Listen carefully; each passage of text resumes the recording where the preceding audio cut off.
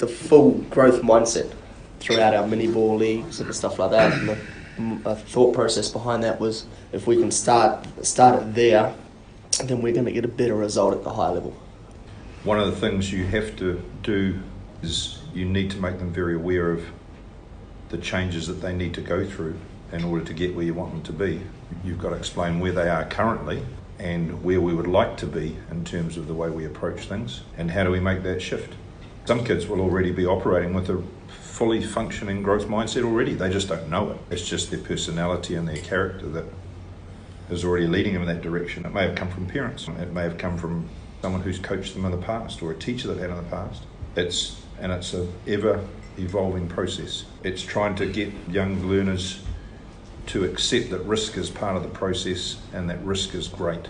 I mean, you have the two alternatives. You have a growth mindset and you have a fixed mindset. Essentially, the fixed mindset says that you are born with a set of abilities that you're stuck with. At the very other end of the spectrum is, you know what, I can do anything as long as I treat learning the right way, and I understand the importance of taking risks. I understand the importance of learning from perceived failure, positive attitude, the importance of working with people and understanding that criticism is a positive thing.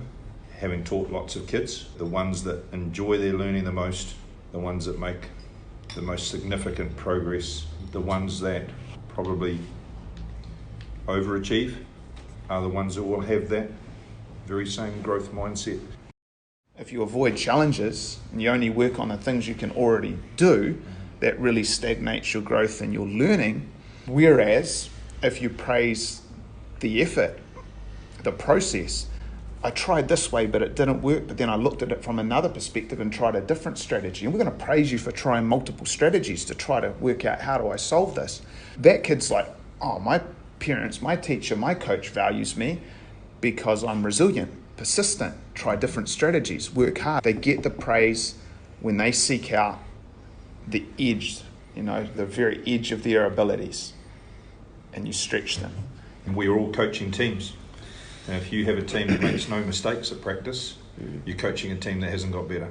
If you are providing opportunities for your players and encouraging them to do things faster, to make good decisions under pressure, to extend themselves to do things at a level they haven't done it before, and they're making mistakes, then you can be absolutely assured that they're getting better, as long as they understand that what they're doing is good.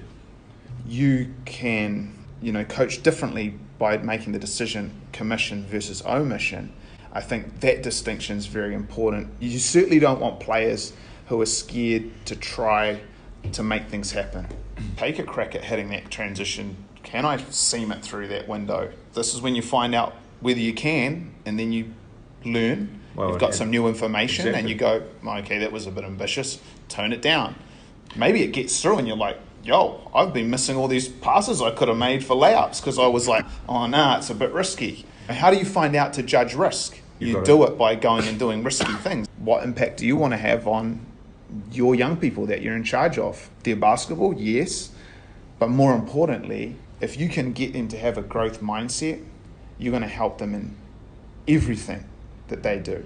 One of the most important things you can probably do with a young person is find something that they don't think that they can succeed with and get them to succeed. As teachers of basketball, which you are, that you can do is work on the way you question your players and the way you respond to their answers.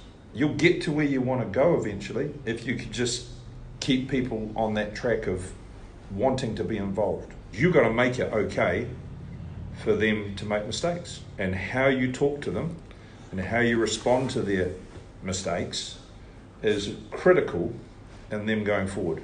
One of the really important things about growth mindset: self-motivated, self-coaching, self-mentoring players.